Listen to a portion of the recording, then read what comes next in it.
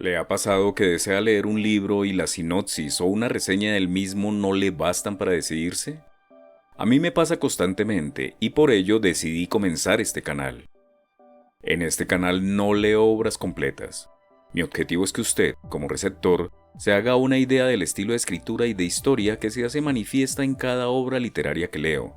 Así, lo que pretendo es dejar sembrada una semilla y usted decide si se anima o no a leer la obra completa. Espero que disfrute este espacio y que le dé una luz para tomar la decisión de su próximo libro a leer. Hoy para ustedes deseo leer el capítulo número 14, Ejercicios Espirituales Prácticos, del libro de Máximo Pigliucci, Cómo ser un estoico. Utilizar la filosofía antigua para vivir una vida moderna. Espero lo disfruten. En Cómo ser un estoico, el filósofo y doctor en genética, biología evolutiva y filosofía Máximo Pigliucci ofrece el estoicismo, la antigua filosofía que inspiró al gran emperador Marco Aurelio como el mejor camino para conseguirlo. Las situaciones de estrés, el cansancio, la saturación laboral y el sentimiento de falla constante son moneda corriente. Este libro aporta las palabras justas para salir a través de la sabiduría estoica. ¿Cómo podemos vivir más felices? El estoicismo tiene la respuesta. No podemos controlar todo, pero sí responder adecuadamente para ser más felices. En Cómo ser un estoico, Pigliucci ofrece un sinfín de consejos, ejercicios prácticos y propuestas de meditación para vivir la vida según las pautas del estoicismo y encontrar las soluciones que esta filosofía práctica puede aportar a nuestros problemas modernos. ¿Por qué leerlo? Cómo ser un estoico es una guía esencial para aplicar los principios del estoicismo en nuestra vida cotidiana y a desarrollar una actitud más serena y equilibrada frente a los desafíos y las adversidades. ¿Cómo alcanzar el bienestar y la felicidad? La antigua Grecia tiene la respuesta. Esta es una guía esencial para vivir mejor a modo de conversación con el antiguo esclavo convertido en maestro que fue Epicteto. Pese a lo que se suele pensar, el estoicismo no consiste en suprimir u ocultar nuestras emociones, sino en reconocerlas, reflexionar sobre lo que las causa y reconducirlas para nuestro propio bien, lo que lo convierte claramente en una filosofía práctica. Porque en la búsqueda de respuestas a las preguntas más importantes de la vida, el estoicismo nos proporciona muchas respuestas. Máximo Pigliucci nos ofrece algunos ejercicios espirituales prácticos para alcanzar la sabiduría y la serenidad, así como mantenernos fieles a nosotros mismos con el objetivo de conducirnos correctamente por la vida a través del control racional de las pasiones y los impulsos más mundanos. La edición que tengo a mano para leer el fragmento del día de hoy es de 2018 de la editorial Planeta. Tiene 255 páginas y el libro se compone como tal de las siguientes partes. Primero, la ruta extraviada. Segundo, un mapa para el viaje. Primera parte, la disciplina del deseo, lo que es o no es adecuado desear. 3. Algunas cosas están en nuestro poder, otras no. 4. Vivir de acuerdo con la naturaleza. 5. Jugar a la pelota con Sócrates. 6. ¿Dios o los átomos? Segunda parte. La disciplina de la acción. ¿Cómo comportarse en el mundo? Capítulo 7. Solo se trata del carácter y la virtud. Capítulo 8. Una palabra muy crucial. Capítulo 9. El papel de los modelos. Capítulo 10. Discapacidad y enfermedad mental. Tercera parte. La disciplina del consentimiento. Cómo reaccionar ante las situaciones. Capítulo 11. Sobre la muerte y el suicidio. Capítulo 12. Cómo gestionar la ira, la ansiedad y la soledad. Capítulo 13. Amor y amistad. Capítulo 14. Ejercicios espirituales prácticos. Apéndice. Las escuelas helenísticas de filosofía práctica. Y ahora sí, entremos en materia. Del libro de Máximo Pigliucci, Cómo ser un estoico.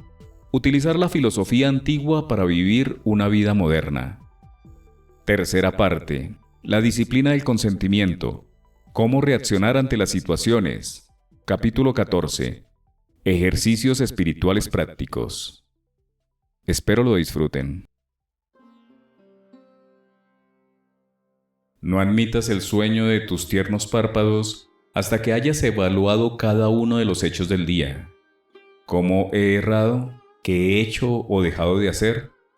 Empieza así y revisa tus actos y entonces, por los actos infames, amonéstate. Por los buenos, alégrate. Epicteto. Disertaciones 3.10. Creo que ya hemos hablado lo suficiente con Epicteto como para tener una buena idea de en qué consiste el estoicismo, tanto en la teoría como aplicada a la práctica en la vida cotidiana, ya sea en el Imperio Romano en el siglo II a.C. o en la actualidad durante el siglo XXI. Entonces, ¿cómo se supone que debemos experimentar hoy en día el estoicismo como una filosofía viva? No existe una sola manera, ni hay un conjunto fijo de doctrinas que se parezcan en nada a un catecismo religioso que se pueda seguir, lo que me parece un aspecto positivo e incondicional. Pero hay personas, como yo mismo y los autores de varios libros recientes sobre el estoicismo, que han desarrollado una práctica basada en una combinación de lo que se puede encontrar en los textos antiguos, técnicas modernas derivadas de la terapia cognitiva conductual y otras similares, y lo que nos funciona o no desde el punto de vista individual. Diferentes enfoques del estoicismo funcionan mejor para personas diversas, así que lo mejor es tomar los consejos que se presentan a continuación como un conjunto de sugerencias, no como reglas rígidas a las que aferrarse sin importar las circunstancias. Naturalmente, consulté a Epicteto en persona y me dirigió a su Enchiridion, que literalmente significa manual. Por supuesto, él no escribió el libro, por lo que sabemos, en realidad no escribió nada. El Enchiridion fue recopilado por Arriano de Nicomedia. En este punto, no estoy seguro de si me sentiría cómodo si mi legado a la humanidad fuera un puñado de notas de mis clases tomadas por uno de mis alumnos.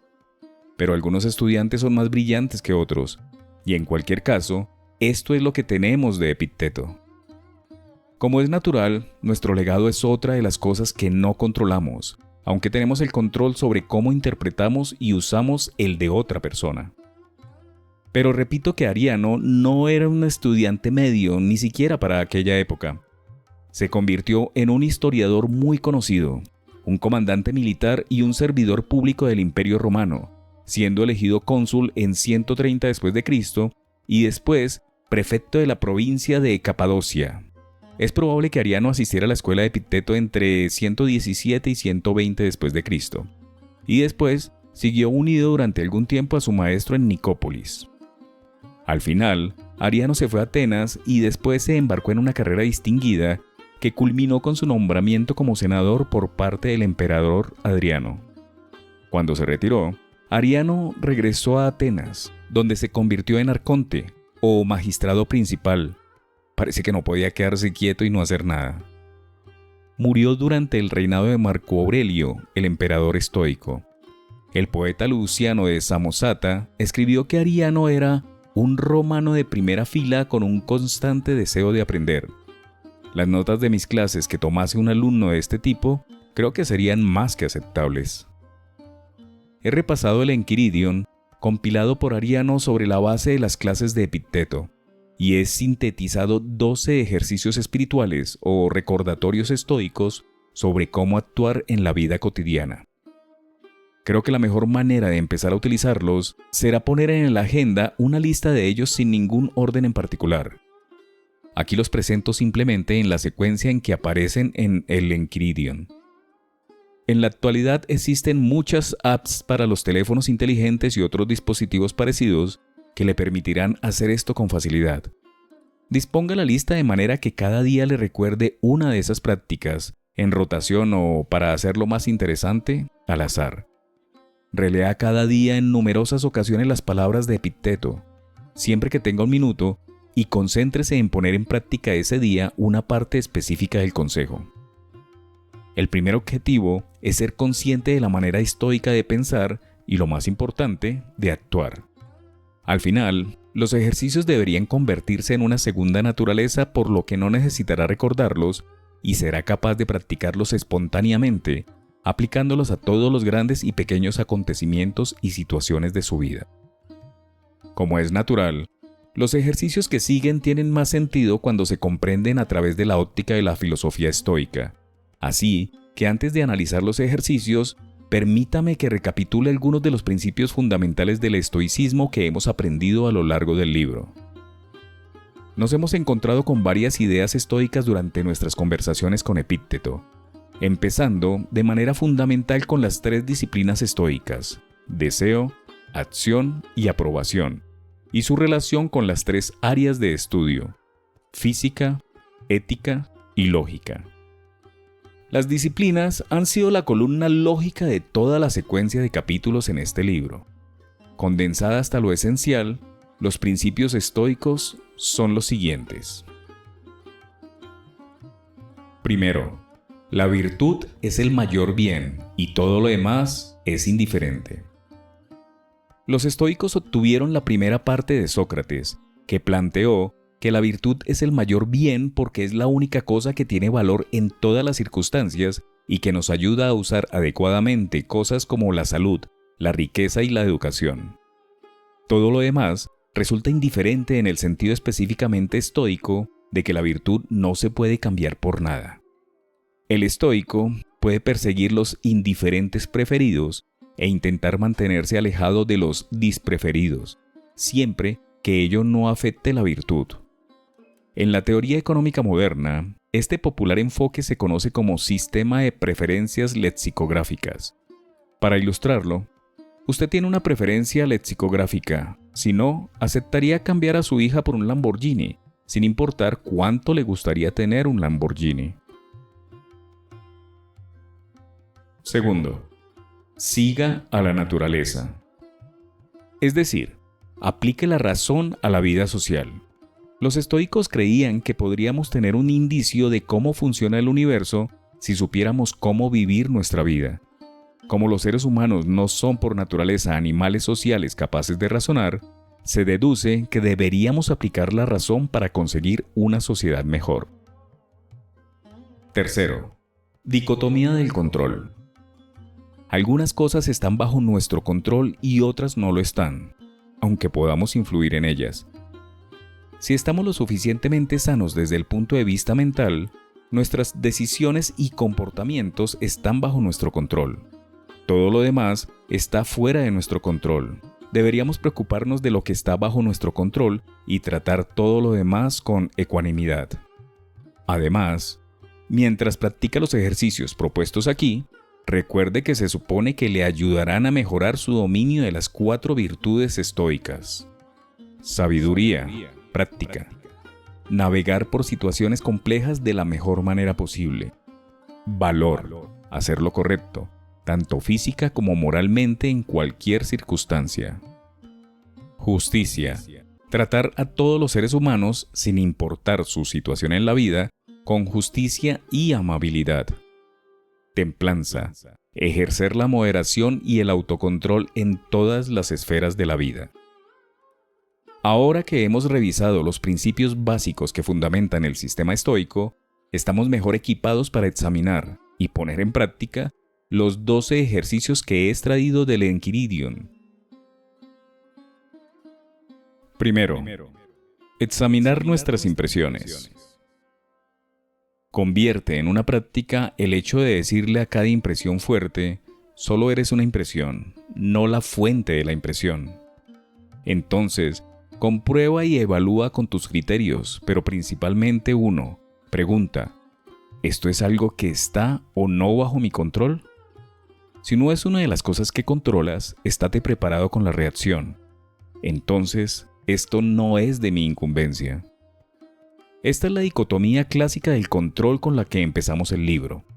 Epicteto nos exhorta a practicar lo que posiblemente es la más importante de sus doctrinas: examinar constantemente nuestras impresiones, es decir, nuestras reacciones iniciales ante acontecimientos, personas y lo que nos dicen, dando un paso atrás para dejar espacio al análisis racional, evitando reacciones emocionales rápidas y preguntándonos si lo que nos encontramos está bajo nuestro control, en cuyo caso deberíamos actuar sobre ello, o no, en cuyo caso deberíamos considerar que no es de nuestra incumbencia. Por ejemplo, unos días antes de escribir esto, sufrí una intoxicación alimentaria por pescado en mal estado y experimenté unas 48 horas bastante malas, durante las cuales casi no pude hacer nada interesante y mucho menos trabajar y escribir. Habitualmente esto es algo malo, una experiencia de la que casi todos estamos inclinados a quejarnos y a buscar que nos compadezcan. Sin embargo, la bioquímica de mi cuerpo y un agente potencialmente patógeno que desde luego no están bajo mi control, aunque tomar la decisión de comer pescado en un restaurante concreto sí que lo estaba. Así que no tenía sentido que me quejase por estar enfermo a raíz de una intoxicación alimentaria, porque no podía cambiar lo que ya había ocurrido. Y aunque desde luego es humano buscar que nos compadezcan, incluso esta respuesta, desde una perspectiva estoica, es una imposición a los demás para sentirnos mejor, en una situación en la que, además, los otros no pueden hacer mucho más que compadecerse de nosotros. Para un estoico, es perfectamente aceptable simpatizar con los demás, pero parece un poco egocéntrico exigir la simpatía de los demás cuando estamos enfermos. Por eso actué de acuerdo a las palabras de Epicteto. Acepté lo que había ocurrido como un hecho biológico. Tomé las precauciones médicas que parecían adecuadas, tomé algunos probióticos y después ajusté mi actitud mental a mi situación. No podía trabajar ni escribir. Bueno, entonces ni siquiera iba a intentarlo, ya que había otras cosas que podía hacer y en cualquier caso, lo más probable era que me recuperase con rapidez, de manera que iba a tener mucho tiempo para trabajar y escribir. Un último comentario. Con frecuencia no se entiende bien la parte de no es de mi incumbencia. La idea no es que no debamos preocuparnos por lo que nos ocurre. Durante mi brote de intoxicación alimentaria, por ejemplo, recordé a la fuerza que la salud es para los estoicos un indiferente preferido, algo que es bueno tener siempre que no comprometa nuestra integridad y nuestra virtud. Pero si realmente no hay nada que pueda hacer en relación con una situación determinada, entonces no deberíamos seguir preocupándonos por ella. Deberíamos dejar de intentar hacer algo acerca de la situación, precisamente porque está fuera de nuestro control. Larry Becker llama a esto el axioma de la futilidad, que expresa en términos bastante tajantes. A los agentes se les pide no emprender ningún intento directo para hacer o ser algo que es imposible desde el punto de vista lógico, teórico o práctico. Sabias palabras. Segundo, recordar la fugacidad de las cosas. En el caso de las cosas particulares que te gustan o te benefician o a las que has cogido cariño, recuerda lo que son. Empieza con cosas de poco valor. Si te gusta la porcelana, por ejemplo, di, me gusta una pieza de porcelana. Cuando se rompa, no te sentirás desconcertado. Cuando le des un beso a tu esposa o hijo, repite, estoy besando a un mortal. Así no te sentirás tan desconsolado cuando te los arrebaten. Este pasaje tan famoso del Enquiridion conmociona a los alumnos cuando lo oyen por primera vez. Se trata de uno de los trozos más mal interpretados de la sabiduría estoica, a veces incluso conscientemente. Por eso es muy importante que lo comprendamos adecuadamente. La parte problemática, por supuesto, no es lo que Epicteto dice de la pieza de porcelana, sino la parte siguiente centrada en la esposa o el hijo. Si Epicteto se hubiera quedado con el primer ejemplo, creo que todos lo habríamos tomado como un recordatorio razonable de que no debemos encariñarnos con las cosas. Quizá podría ser incluso una advertencia del siglo II contra el consumismo. El consumismo no es una invención norteamericana. Había bastante en la época del Imperio Romano para aquellos que, antes, como ahora por supuesto, podían permitirse el consumo. Sin embargo, la segunda parte revela una visión realmente profunda de la condición humana y es posible que requiera un poco de contexto para apreciarla de manera adecuada.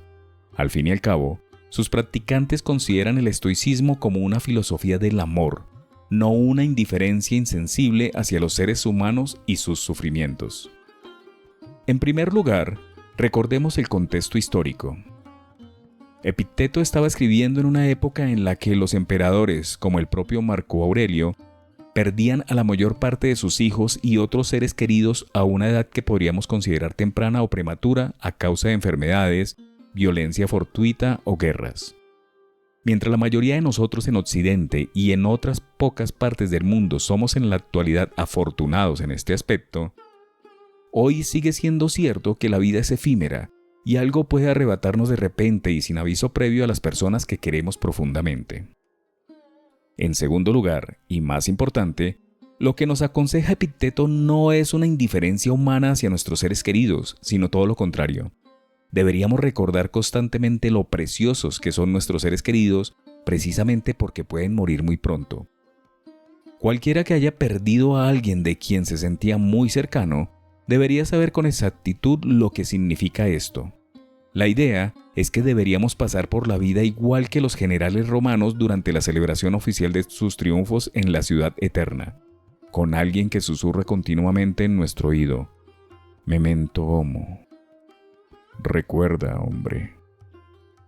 De nuevo pido disculpas si lo llevo hacia el terreno personal. Perdí a mi madre por un cáncer alrededor de la época en que empecé a estudiar en serio el estoicismo. Había perdido a mi padre a causa de la misma enfermedad y probablemente a causa del mismo factor desencadenante, el tabaco, una década antes. Estas dos muertes me afectaron profundamente. No porque tuviera una relación idílica con mis padres, no la tenía, y en cambio me siento muy en deuda con mi abuela paterna y su pareja, mi abuelo adoptivo, con aquellos con los que crecí, sino porque marcaban la pérdida de los dos individuos que me habían traído a este mundo. La pérdida de los padres es un rito de paso para la mayoría, excepto que muramos antes que ellos, y quien haya pasado por la experiencia podría confirmar que es muy dura sin importar las circunstancias concretas. Pero observé que la manera en que había gestionado la enfermedad y la muerte de cada uno de mis progenitores fue muy diferente en los dos casos. Cuando a mi padre le diagnosticaron el primero de los que resultaron ser varios tipos de cáncer distintos, simplemente no tomé en serio la idea de que solo iba a tener unas pocas oportunidades más para pasar algún tiempo con él. No solo por el acortamiento repentino del horizonte temporal, murió a los 69 años, sino también porque vivíamos a casi 7.000 kilómetros de distancia, él en Roma y yo en Nueva York. Seguí actuando como si tuviéramos todo el tiempo del mundo y simplemente me negué a asumir lo que mi mente sabía muy bien. Lo que estaba ocurriendo probablemente iba a matar a mi padre en un periodo muy breve. Al final, tardó unos 5 años, pero su declive final me siguió pillando desprevenido. En consecuencia, no estaba allí cuando finalmente murió. Estaba de camino hacia el aeropuerto de Nueva York para tomar el vuelo a Roma. Siempre lamenté la manera en que respondía a la enfermedad de mi padre, hasta que el estoicismo me enseñó que el lamento se centra en cosas que ya no podemos cambiar y que la actitud correcta es aprender de la experiencia, no obcecarnos en decisiones que ya no podemos alterar. Esto me lleva a mi madre. Su final fue más rápido y durante un tiempo ni siquiera nos dimos cuenta de lo que estaba ocurriendo por un mal diagnóstico inicial. Pero cuando el cuadro quedó claro, pude regresar a Italia y visitarla plenamente consciente de lo que estaba ocurriendo y aceptándolo. Cada vez que la dejaba en el hospital, después de haberle dado un beso de despedida, las palabras de Epicteto resonaban con una certeza reconfortante. Realmente no sabía si iba a volver a verla al día siguiente. Nada de esto hizo que la experiencia fuera menos dura, porque el estoicismo no es una varita mágica. Pero hice todo lo que pude para estar presente en el momento, en el aquí y ahora, como solían decir los romanos. Esta conciencia es lo que Epicteto intentaba insuflar en sus alumnos, lejos de aconsejarnos que no nos preocupemos, a pesar del «no te sentirás tan desconsolado» de la traducción, que inevitablemente pierde de intensidad el original griego. Nos aconseja que cuidemos y apreciemos mucho lo que tenemos ahora, precisamente porque el destino nos lo puede quitar mañana. 3. La cláusula de reserva. Siempre que planifiques una acción, Practica mentalmente lo que el plan implica. Si te diriges a los baños, imagina la escena típica de las termas, gente chapoteando, empujando, gritando y tirándote de la ropa. Completarás el acto con mayor compostura si te dices desde el principio: quiero bañarme, pero al mismo tiempo quiero mantener mi voluntad alineada con la naturaleza. Es decir, aplicando la razón a la vida social. Hazlo con todos los actos. De esta manera, si ocurre algo que te fastidie el baño, tendrás dispuesto el pensamiento: bueno, no solo era esta mi intención, también quería mantener mi voluntad en línea con la naturaleza, lo que es imposible si todo salta en pedazos cuando ocurre algo malo. Me gusta el pasaje: lo que es imposible si todo salta en pedazos cuando ocurre algo malo. Conjure una imagen de personas que son demasiado frágiles para enfrentarse incluso al más pequeño de los desafíos de la vida, porque se permitieron ser frágiles. Siempre han asumido que, por supuesto, las cosas irán bien, porque las cosas malas solo les ocurren a las demás personas, posiblemente porque de alguna manera se lo merecen. Por el contrario, como estoicos, debemos aplicar la cláusula de reserva a todo lo que hacemos e incluso utilizarla como un mantra personal, si lo permite el destino. Notemos de nuevo que Epicteto empieza aquí con una situación muy sencilla. Quiere ir a los baños y disfrutar de la experiencia. Igual que nosotros cuando vamos al cine, por ejemplo, y queremos ver la película sin el resplandor de los móviles que se encienden porque personas odiosas tienen que comprobar una vez más sus mensajes. Aquí también hablo desde la experiencia personal, por supuesto. En realidad me enfadaba muchísimo cuando ocurría esto, y de vez en cuando me enfrentaba al ofensor en una discusión en voz alta que, como era de prever, no conducía a ninguna parte. En la actualidad reacciono desplegando dos de las técnicas estoicas que hemos visto hasta ahora. En primer lugar, por supuesto, pienso en la dicotomía del control. Ir al cine está bajo mi control. Al fin y al cabo, podría ver otra película en casa o hacer algo completamente diferente. Y también lo está en mi reacción ante el comportamiento de otras personas.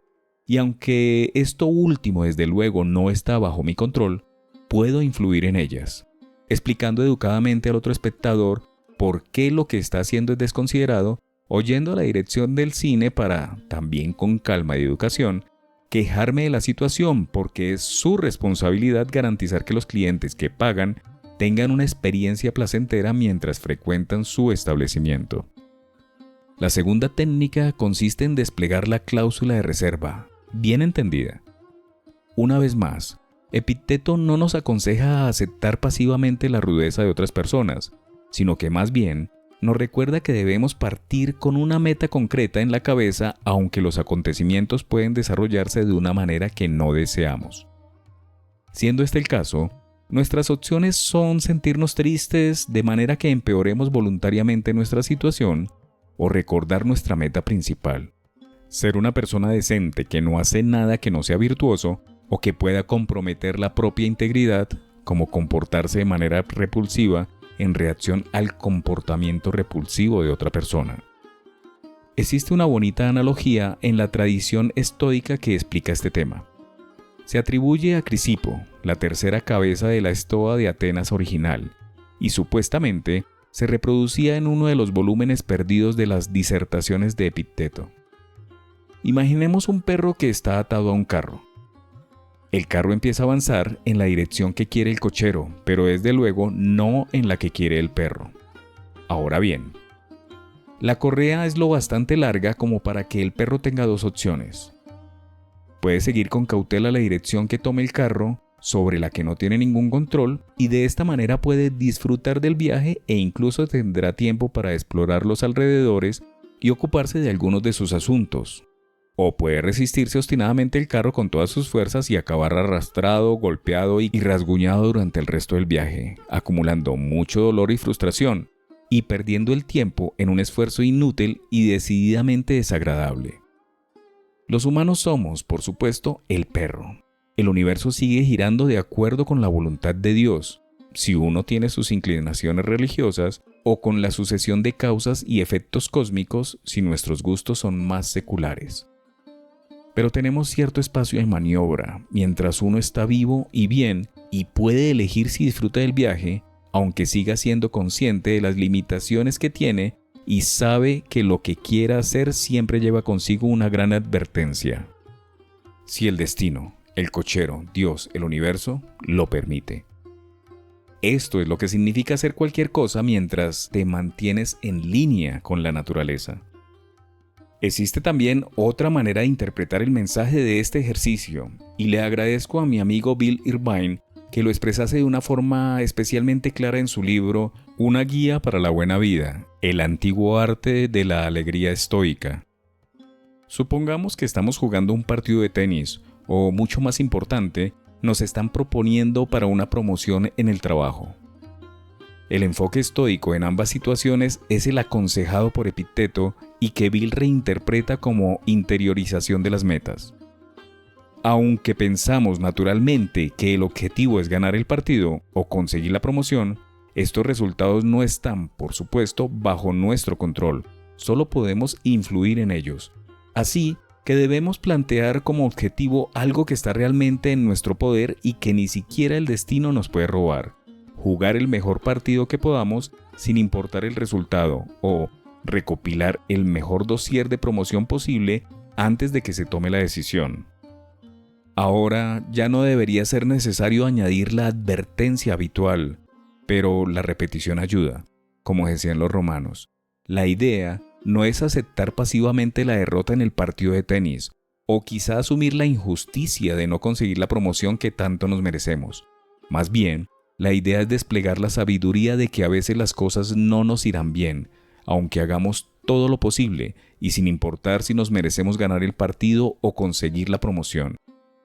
No confundir las aspiraciones personales, por muy bien fundamentadas que estén, con cómo actuará o podrá actuar el universo es uno de los sellos distintivos de la persona sabia. 4. ¿Cómo puedo usar la virtud aquí y ahora? Para cada desafío, recuerda los recursos que tienes dentro de ti para enfrentarte a él. Provocado por la visión de un hombre guapo o de una mujer hermosa, descubrirás en tu interior el poder contrario del autocontrol. Enfrentado al dolor, descubrirás el poder del aguante. Si te insultan, descubrirás la paciencia. A su debido tiempo, crecerás hasta confiar en que no hay una sola impresión para la que no tengas los medios morales para tolerarla. Me parece que este pasaje es uno de los más fortalecedores de los escritos estoicos. Epicteto, un antiguo esclavo cojo a causa de una pierna rota, nos dice que utilicemos cada una de las ocasiones, todo desafío, como una manera de ejercer la virtud, de convertirnos en un ser humano mejor mediante su aplicación constante. Notemos cómo empareja cada tentación o dificultad con una virtud que se puede practicar, desplegando el concepto estoico de que cada desafío en la vida es una oportunidad perfecta para mejorar la autosuperación. Cuando vea a una persona atractiva que pasa a su lado, no hará planes para llevarse a esa persona a la cama, excepto que se dé la circunstancia de que ambos estén libres de otras relaciones y satisfacer sus deseos no causará dolor o sufrimiento a otros. Por el contrario, recurrirá a su autocontrol y se concentrará en cómo puede alterar su mentalidad para finalmente no sentir la tentación. El segundo ejemplo es de un tipo diferente, pero aún así evoca la misma respuesta en un estoico, con un resultado similar. No se puede controlar una enfermedad y el dolor, y ocurrirá en un momento u otro de la vida. Pero se los puede controlar no solo con medicamentos, desde luego. No hay nada en la doctrina estoica que descarte el uso de la medicina cuando sea adecuada, sino también con la actitud mental correcta. No es de extrañar que con frecuencia se asocia a Epicteto con la frase aguante y paciencia, o soportar y renunciar. Pero debemos recordar que el objetivo no es vivir una vida desgraciada y gris. Al contrario, se trata de alcanzar lo que los estoicos llaman apatheia, que, a pesar del eco obvio y poco atractivo que despierta, hemos visto que significa tranquilidad mental y también ecuanimidad hacia todo lo que la vida nos ponga en el camino. Aquí quizá ayude de nuevo una anécdota personal. No hace demasiado tiempo estaba solo en casa y me preparaba para la cena, ocupado en cortar cebolla para el sofrito de un buen plato de pasta. Desgraciadamente, el cuchillo estaba poco afilado, resbaló y me corté el dedo anular izquierdo. Un corte profundo, tanto que tuve que aguantarlo para que no se desprendiese. En el momento de escribir estas líneas, más de un año después, aún no he recuperado por completo la sensibilidad de ese dedo. Recuerdo con claridad que de una manera automática adopté una actitud que probablemente no habría tenido unos años antes. Miré lo que había hecho, tomé la precaución obvia de sostener el dedo parcialmente seccionado con la otra mano, y entonces decidí rápidamente que no iba a ser una buena idea limpiar la sangre y que debería sencillamente salir y caminar hasta las urgencias médicas más cercanas para dejar que se ocupasen de mi dedo lo mejor que pudieran. De camino seguí centrado en prever las cosas malas. ¿Qué era lo peor que podía ocurrir y cómo podría soportarlo? No soy médico, pero por lo que sabía, el peor escenario posible implicaría mucho dolor, la pérdida de un poco de sangre y posiblemente la pérdida definitiva de una parte del dedo. Bueno, eso no era demasiado malo, ¿verdad? No soy pianista. Soy bastante rápido al teclear mis artículos usando casi exclusivamente 2 dedos. Y si acababa ocurriendo, no me iba a cambiar la apariencia lo bastante como para generarme problemas en mi vida sentimental. Decidí que podía soportarlo y lo hice. Después, las cosas resultaron significativamente mejor que el escenario premeditado que había planteado. Sigo conservando el dedo entero e incluso lo uso de vez en cuando para ayudarme a teclear. También me alegro de informar que mi vida romántica tampoco se vio afectada. Hacer una pausa y respirar hondo. Recuerda, no es suficiente con que te golpeen o insulten para que te hieran. Debes creer que van a herirte. Si alguien tiene éxito en provocarte, date cuenta de que tu mente es cómplice de la provocación. Esa es la razón por la que resulta esencial que no respondamos impulsivamente a las impresiones. Tómate un momento antes de reaccionar y descubrirás que es más fácil mantener el control. Como hemos visto, los estoicos resistían muy bien los insultos, idealmente como rocas. ¿Ha intentado alguna vez insultar una roca? ¿Cómo le ha ido? Los que se dejaron llevar por esta inclinación también respondieron con sentido del humor. No obstante, aquí la cuestión radica en practicar el paso crucial que nos permite examinar nuestras impresiones de una manera más racional, sin importar si son negativas, como los insultos, o positivas, como las sensaciones de placer. Debemos resistir el impulso de reaccionar inmediatamente e instintivamente a situaciones problemáticas en potencia. En cambio, debemos hacer una pausa, respirar hondo, quizás salir a dar una vuelta a la manzana, y solo entonces considerar el tema de la manera más desapasionada posible, en el sentido ecuánime, no con desinterés. Este es un consejo sencillo pero muy difícil de aplicar. También es muy importante. En cuanto empiece a practicar en serio este ejercicio, verá grandes mejoras en la manera en que se enfrenta a las cosas y recibirá reacciones positivas de todos aquellos que también perciban dichas mejoras. En este punto, ni siquiera puedo contar el número de ocasiones en las que hacer lo que dice Epicteto ha salvado una situación en mi vida y ha mejorado mi estado de ánimo. ¿Conoce el famoso eslogan comercial de Nike, "Solo hazlo"? Pues no, los estoicos no están de acuerdo. Si es importante, en realidad debería parar y pensarlo antes de decidir si lo va a hacer.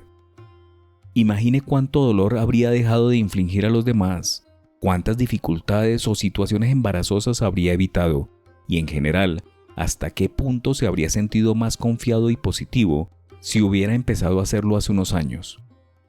Como dice nuestro amigo Epicteto, la próxima vez que te encuentres algo problemático o placentero o glorioso o nefasto, recuerda que ha llegado la hora de luchar. La competición olímpica está aquí y no puedes posponerla, y que un día y una acción determinan si el progreso que has logrado se pierde o se mantiene. Los Juegos Olímpicos de la vida ya han empezado, y aunque no haya participado antes, el momento de unirse a ellos es ahora, no mañana. 6. Alterizar. Podemos familiarizarnos con la voluntad de la naturaleza al recordar nuestras experiencias comunes. Cuando un amigo rompe un vaso decimos rápidamente, ¡oh, mala suerte! Entonces, resulta razonable que cuando se rompe uno de tus vasos, lo aceptes con el mismo espíritu paciente. Pasando a asuntos más serios, cuando muere la esposa o el hijo de alguien, todos decimos rutinariamente, bueno, eso forma parte de la vida. Pero si está implicado alguien de nuestra familia, entonces pasamos al pobre de mí.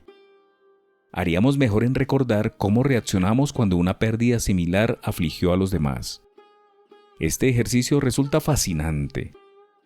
Epicteto nos recuerda aquí la visión diferenciada que tenemos de un acontecimiento cuando ha afectado a otras personas y cuando el mismo hecho nos afecta a nosotros.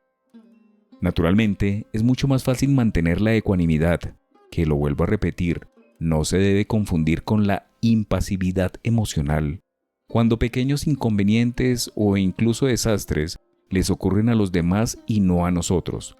Pero en realidad, ¿por qué? ¿Qué nos hace pensar que somos los preferidos especiales del universo o que deberíamos serlo?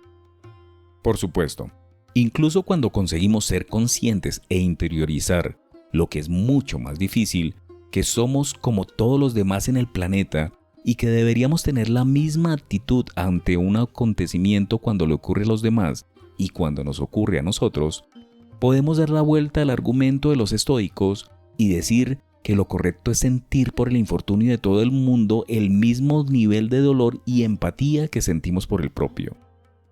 El estoico tiene dos respuestas para este argumento. Una basada en las pruebas empíricas y la otra en un razonamiento derivado de los principios filosóficos. El hecho empírico es que los seres humanos son simplemente incapaces, desde el punto de vista psicológico, de tanta empatía. Sentir en realidad la misma pena y desconsuelo por cada vida perdida en el planeta Tierra como el que sentimos normalmente cuando muere un ser querido es, dicho con sencillez, inhumano. El argumento filosófico es que estamos más cerca de la verdad, aunque no estemos totalmente en lo cierto, cuando decimos a las otras personas, lo siento mucho, pero es ley de la vida, que cuando nos decimos a nosotros mismos, pobre de mí, pobre de mí. Los accidentes, las heridas, las enfermedades y la muerte son inevitables, y aunque resulta comprensible que nos hagan sentir desconsolados, podemos consolarnos sabiendo que se trata del orden normal de las cosas. El universo no nos persigue, o al menos no persigue a nadie en particular. Ambas interpretaciones del ejercicio de la alteridad me han resultado útiles en varias experiencias recientes.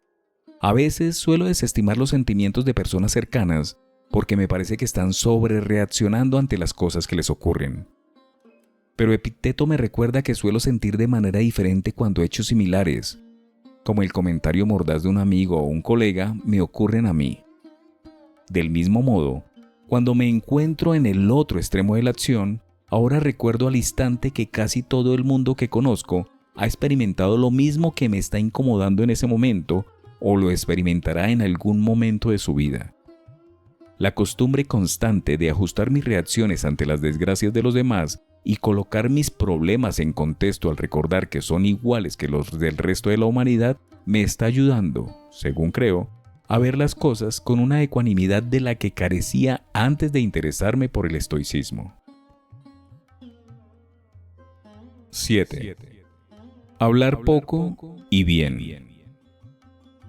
Deja que el silencio sea tu objetivo en la mayoría de las ocasiones. Di solo lo que sea necesario y sé breve.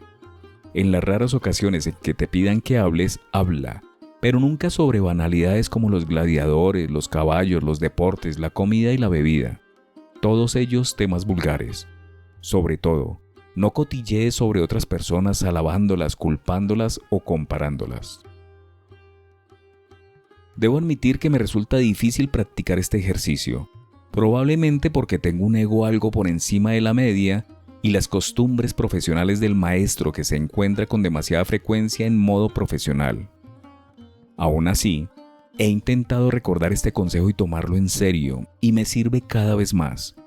Muy pocas personas quieren sermones durante la cena o en un encuentro social. Si pienso en ello, probablemente muy pocas personas quieren un sermón en ninguna circunstancia. Si la miramos más de cerca, la lista de Epicteto de las cosas sobre las que no hay que hablar resulta reveladora en sí misma y por sí misma. Es posible que en la actualidad no hablemos demasiado sobre los gladiadores, pero hablamos sobre las estrellas del deporte, el cine y la música, que como explica certeramente una canción del musical Chicago significa ser famoso por ser famoso. ¿Por qué tenemos que apartarnos de estas charlas o al menos caer en ellas lo menos posible? Porque están básicamente vacías. ¿Por qué tenemos que preocuparnos por lo que están haciendo las Kardashian o cualquier otra celebridad del momento? Decir que el interés en este tipo de temas es la marca distintiva de una mente bastante superficial suena elitista, por supuesto, y por ello disgusta a nuestra sensibilidad moderna, pero solo porque hemos sido condicionados para pensar que el diálogo serio es aburrido y que en cualquier caso requiere más conocimientos y atención de los que la mayoría de nosotros asociamos con una buena conversación. Esto, sin embargo, no ha sido siempre cierto. Los que frecuentaban los antiguos simposios griegos o sus equivalentes romanos, los convivium, que significa vivir juntos, creían que una buena cena giraba alrededor de una conversación sobre filosofía, política y otros temas serios. Para que la conversación fluyera mejor, tanto los griegos como los romanos servían un vino ligero y algo para picar. Durante la Ilustración surgieron salones privados por toda Europa y la gente competía por recibir una invitación para unirse a las conversaciones de salón, con muy pocas noticias de que fueran aburridas. La segunda lista de Epicteto, los temas de conversación que deberíamos evitar por encima de todo, se centran en el cotilleo y los juicios de valor sobre las personas. Esta lista requiere un análisis más detenido. El cotilleo probablemente evolucionó a lo largo del tiempo como una vía para que la gente siguiera el rastro, por decirlo de alguna manera, de los miembros de su tribu, lo que resulta muy útil cuando la supervivencia depende de la fiabilidad o no de los que nos rodean. Aunque incluso en la sociedad moderna tenemos la necesidad de evaluar a las personas con las que interactuamos para decidir si podemos confiar en ellas como pareja, amigos, socios en los negocios, compañeros de trabajo y otros aspectos similares, probablemente lo mejor es hacerlo directamente, en persona, basándonos en lo que la persona en cuestión dice y en especial en lo que hace. Dedicarse al cotilleo y juzgar a las personas que no están presentes para defenderse simplemente no parece que sea algo virtuoso.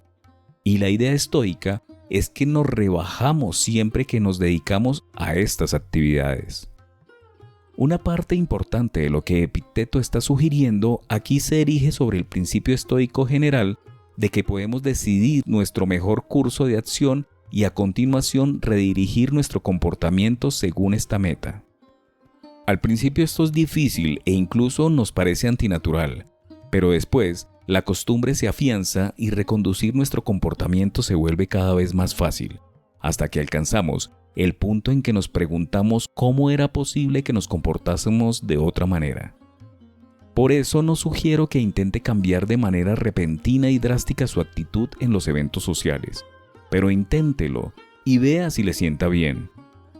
Empiece a responder cada vez menos a las charlas sobre gladiadores y, de vez en cuando, introduzca temas más interesantes que se basen en algo que haya leído o visto recientemente y que tenga la sensación de que puede conducir a una conversación mutuamente beneficiosa con sus amigos. Mire qué ocurre. Me sigue sorprendiendo que ahora disfruto mucho más de las cenas. 8. Elegir bien la compañía. Evita fraternizar con no filósofos. Pero si tienes que hacerlo, ten cuidado de no bajar a su nivel. Porque, ¿sabes? Si un compañero es sucio, sus amigos no pueden evitar ensuciarse un poco, sin importar lo limpios que estaban al principio. Me río cada vez que lo leo porque se trata de otro ejemplo de franqueza estoica, por decirlo con suavidad. Lo normal es que escandalice la sensibilidad moderna, pero aún así, Cuanto más reflexivo sobre ello, más me convenzo de que la sensibilidad moderna podría beneficiarse de algún escándalo ocasional. Es más, para nuestros oídos, este tipo de advertencias suenan, una vez más, insufriblemente elitistas, pero solo un momento de reflexión revela que no lo son. En primer lugar, recordemos la fuente. Procede de un ex esclavo que se gana la vida enseñando al aire libre, no desde la sala de estar estirada y aristocrática de una versión romana semi-aislada de un McMansion o una comunidad cerrada. En segundo lugar, hay que señalar que con filósofos, Epicteto no se está refiriendo a académicos profesionales. Confía en mí, no querrá convertir en costumbre socializar mayoritariamente con estos últimos, sino más bien a personas que están interesadas en seguir la virtud y en cultivar su carácter. Desde la perspectiva de los antiguos, que bien podría ser la nuestra, todo el mundo debería aspirar a ser un filósofo en este sentido del término, es decir, a aplicar la razón para mejorar la vida y el bienestar de uno mismo y de su comunidad. En un sentido más general, se trata simplemente del consejo sensato de que nuestra vida es corta, la tentación y la pérdida de tiempo siempre están al acecho, y por eso tenemos que prestar atención a lo que estamos haciendo y a quienes son nuestros compañeros. Una vez más he intentado implementar lentamente esta estrategia en mis interacciones sociales. Fue muy bien con el ejercicio anterior de participar en conversaciones menos y más significativas. No quiero decir simplemente que he limpiado mi lista de amigos en Facebook, aunque también lo he hecho, sino que realmente he prestado atención a con quién paso mi tiempo y por qué. Idealmente, recuerde cómo lo dice Aristóteles, que no era un estoico. Queremos estar con amigos que son mejores que nosotros, de manera que podamos aprender de ellos. En una última instancia, queremos que nuestros amigos sean el tipo de personas que pueden sostener un espejo para nuestra alma, de manera que podamos mirarla con franqueza y conseguir una idea mejor de cuánto trabajo hay que hacer en ella, el alma, no el espejo. 9. Responder a los insultos con humor. Si te enteras de que alguien está hablando mal de ti, no intentes defenderte de los rumores. En su lugar responde, sí, y él no sabe ni la mitad, porque podría haber dicho mucho más. Este es un ejemplo perfecto de la sabiduría profunda que acompaña el sentido del humor distintivo de Epicteto. En lugar de sentirse ofendido por los insultos de alguien, recuerde, lo que dicen no está bajo nuestro control. Responda autodespreciándose. Nos sentiremos mejor y el difamador avergonzado o como mínimo desarmado. El ya mencionado Bill Irvine ha convertido este consejo en una forma de arte. Explica la historia de un colega de su departamento que una vez lo paró en medio del vestíbulo para decirle: estaba intentando decidir si citaba tu obra en mi siguiente artículo. Al principio, Bill se sintió encantado al pensar que uno de sus colegas apreciaba realmente su trabajo técnico. Créame, no ocurre tan frecuentemente como uno podría pensar, en especial en los departamentos de filosofía. Pero el colega prosiguió de inmediato. Sí, pero no puedo decidir si lo que escribiste solo está equivocado o era directamente malvado. En ese momento, la mayoría nos sentiríamos bastante ofendidos por este tipo de comentarios que se podrían interpretar como una observación sin malicia. Los académicos gozan de una fama que no es del todo inmerecida de ser socialmente poco cuidadosos, por decirlo con suavidad, o en realidad, menosprecio intencionado. En lugar de defenderse del ataque y lanzarse a una explicación detallada y probablemente inútil de por qué su artículo no era malvado ni estaba equivocado, Bill hizo lo que aconsejan los estoicos. Respiró hondo, sonrió y replicó: bueno, menos mal que no has leído mis otras obras, o habrías visto lo malvado y equivocado que estoy realmente. Estoy seguro de que el lector no tendrá ningún problema en creer que también he intentado aplicar este consejo, aunque de manera imperfecta. Hacerlo ha representado una diferencia significativa en la forma en que me relaciono con los demás, en especial con los hostiles. En mi juventud, era mucho más inseguro y más inclinado a ofenderme. A veces, enfurruñado durante horas o incluso perdiendo el sueño por lo que percibía como un insulto, en especial si procedía de alguien a quien admiraba o consideraba un amigo. Nunca más. Ahora sigo a Bill y en la actualidad disfruto de las ocasiones en las que me insultan. Debo decir que son bastante raras.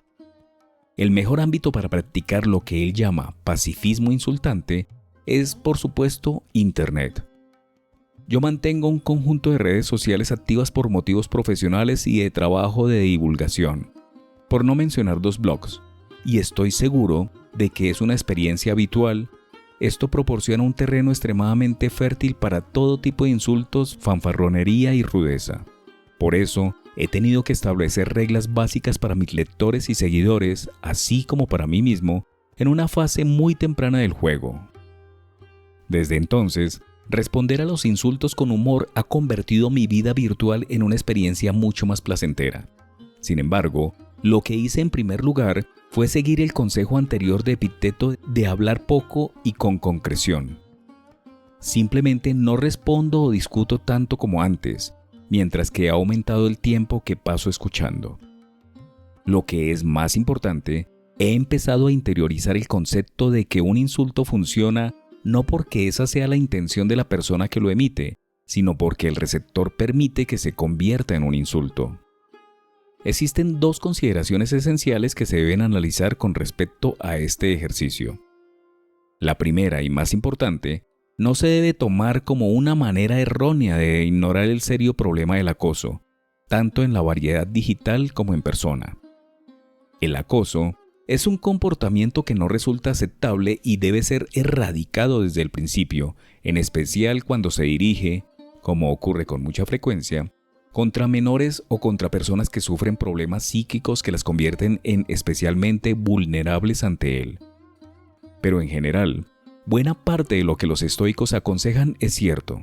Los 2 enfoques, trabajar en la eliminación o contención de un problema mientras que al mismo tiempo se desarrolla la resistencia personal, no son mutuamente excluyentes. De hecho, no solo es necesario escoger una estrategia o la otra, sino que se pueden reforzar recíprocamente.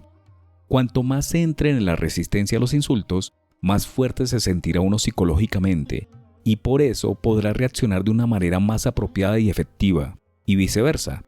Resistir al acoso nos permitirá reconocer la actitud infantil que es en realidad, incluso, o en especial, cuando la practican los adultos, y esta conciencia nos llevará a cultivar una mayor resiliencia. La segunda consideración surge de una objeción que oigo a menudo cuando se habla de este consejo estoico en particular. Quizá, según este argumento, lo que se percibe como un insulto solo puede pretender ser una crítica, incluso constructiva. Pero al ignorarlo o tomarlo en serio, se puede perder una oportunidad para mejorar e incluso interpretarse como arrogancia. En respuesta, debemos recordar que una de las virtudes cardinales estoicas es la sabiduría, cuya práctica nos permite distinguir con mayor facilidad la crítica del insulto. Con frecuencia, la distinción es tan clara que no se necesita ser un sabio para verla. Aún así, siempre vale la pena plantearse varias preguntas si somos el receptor de lo que sentimos como un insulto. ¿Esta persona es un amigo o alguien a quien respetemos? Si es así, entonces lo más probable es que esté ofreciendo un consejo, quizá de una manera algo impertinente, pero de todos modos con buenas intenciones. Incluso, si no es probable que la persona sea amistosa o esté en una buena posición para darnos un consejo constructivo y útil, quizá está viendo algo que se nos escapa. También en ese caso vale la pena ignorar el aspecto menos agradable de lo que está diciendo para concentrarnos en lo que es posible que tenga razón y se nos haya escapado. En cualquier caso, no existe ningún motivo para que no podamos aprovechar los insultos, incluso cuando pretenden serlo, como una ocasión para aprender. 10. No hablar demasiado de nosotros mismos. En tu conversación, no te detengas demasiado en tus logros o aventuras. Solo porque te guste contar tus gestas no significa que los demás obtengan el mismo placer de escucharlas. Debo admitir que con excesiva frecuencia no he logrado seguir este consejo. llámese ego o modo profesional, pero lo sigo intentando. No obstante, cuando lo consigo, no solo me siento bien, sino que disfruto más de mi vida social. Me siento bien porque, como hemos visto con otros ejercicios, y de hecho, como reconocen claramente los propios estoicos, existe un placer peculiar cuando somos capaces de ejercer un poco de autocontrol. Quizá me pueda explicar mejor planteando una analogía con ir al gimnasio. No sé ustedes, pero cuando voy al gimnasio y alguien detrás del mostrador de recepción sonríe y me saluda con un alto y alegre «¡Disfruta los ejercicios!», la primera idea que me viene a la cabeza es ¿quién demonios disfruta haciendo ejercicio? Sí, lo sé, algunas personas disfrutan realmente con ello, pero la mayoría no. Y aún así, se trata del tipo de cosas que hacemos porque hemos reflexionado sobre los beneficios que proporciona hacerlo y hemos decidido que la ganancia merece el esfuerzo. Pero también se da el caso de que una vez que hemos llegado al final de los ejercicios y nos dirigimos a la ducha, sentimos un tipo peculiar de satisfacción. No solo de los beneficios psicológicos del ejercicio, sino también porque somos capaces de darnos unas palmaditas en la espalda y decir, ha sido duro, no lo queríamos hacer, pero lo hemos hecho. En cuanto a los beneficios sociales positivos de este ejercicio espiritual en particular, creo que son obvios. Al igual que nadie quiere soportar un pase de diapositivas de tus últimas vacaciones, aunque se presenten como imágenes minúsculas de un brillante iPhone último modelo, nadie quiere oír a una persona que no hace más que hablar de sí misma. Sin duda no somos tan interesantes como nos imaginamos. Así que confíen en mí y en Epicteto. Ser algo más consciente de esta verdad básica de la interacción social e intentar tenerla un poco más en cuenta solo hará que nuestros amigos y conocidos sean más felices. 11. Hablar sin juzgar. Algunos se bañan con prisa. No digas que se bañan mal, sino con prisa. Alguien bebe mucho vino. No digas que bebe mal, sino mucho. Mientras no conozcas sus razones, ¿cómo puedes saber que sus acciones son malas? Esto evitará que percibas una cosa con claridad, pero después expreses algo diferente. También sigo trabajando en esto, lo siento, pero repito, el consejo de Epicteto es muy útil y muy típicamente estoico. La idea es distinguir entre los hechos que podamos expresar si están justificados por la observación y las valoraciones, de las que en general deberíamos abstenernos porque normalmente no tenemos información suficiente. Como todos sabemos, casi todos los días se nos presentan innumerables ocasiones para practicar este ejercicio. ¿Un amigo se ha descuidado en cuanto a su apariencia física? Intentemos describir simplemente el hecho en lugar de elaborar una valoración. A continuación, podemos preguntarnos por qué podría haber ocurrido. ¿El amigo quiere ser menos atractivo o perder su forma física? Probablemente no. Entonces, ¿cuáles son las causas profundas? Y en lugar de juzgar el resultado, ¿puedo ayudarlo en lugar de quedarme en la crítica? O quizá un compañero de trabajo ha gritado a nosotros o a otra persona.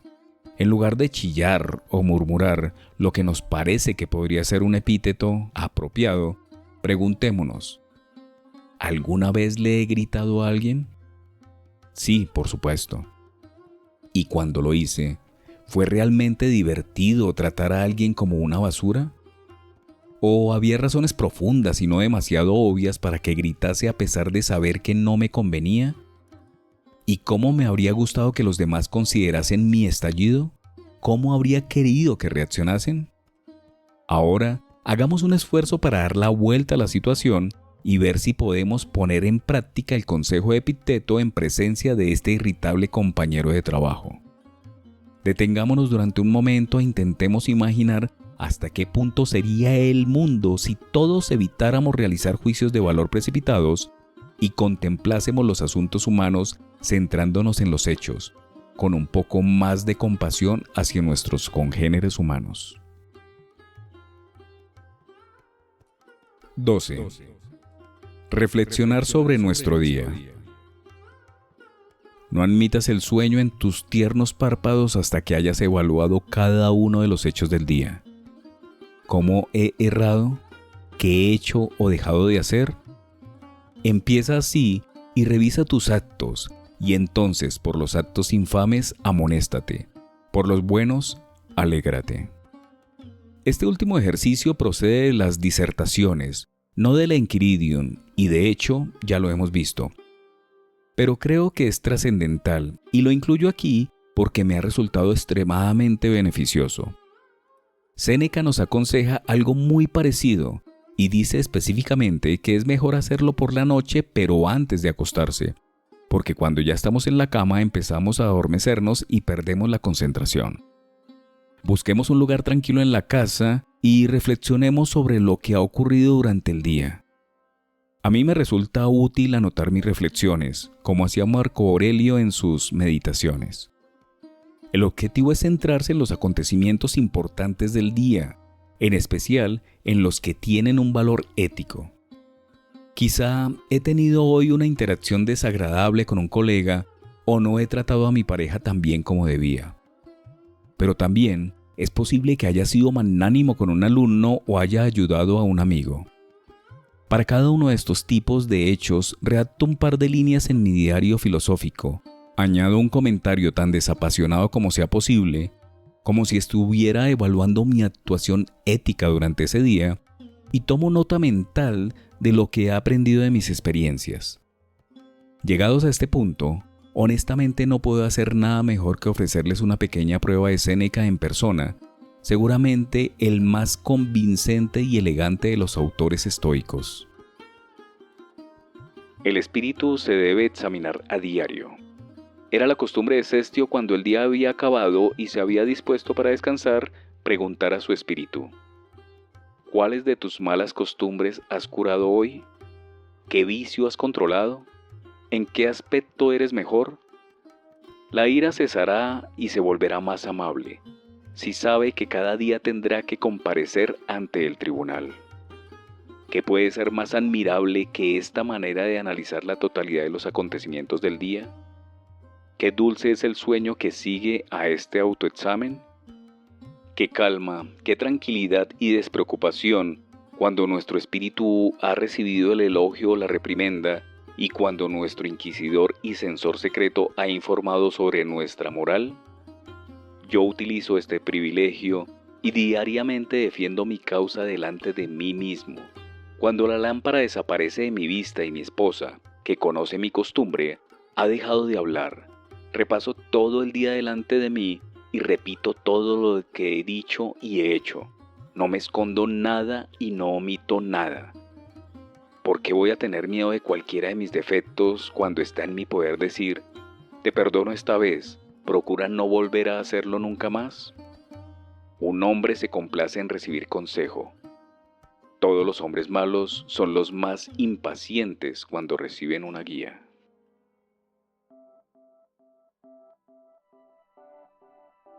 Con estas palabras termina la lectura del fragmento del libro Cómo ser un estoico, de Massimo Pigliucci.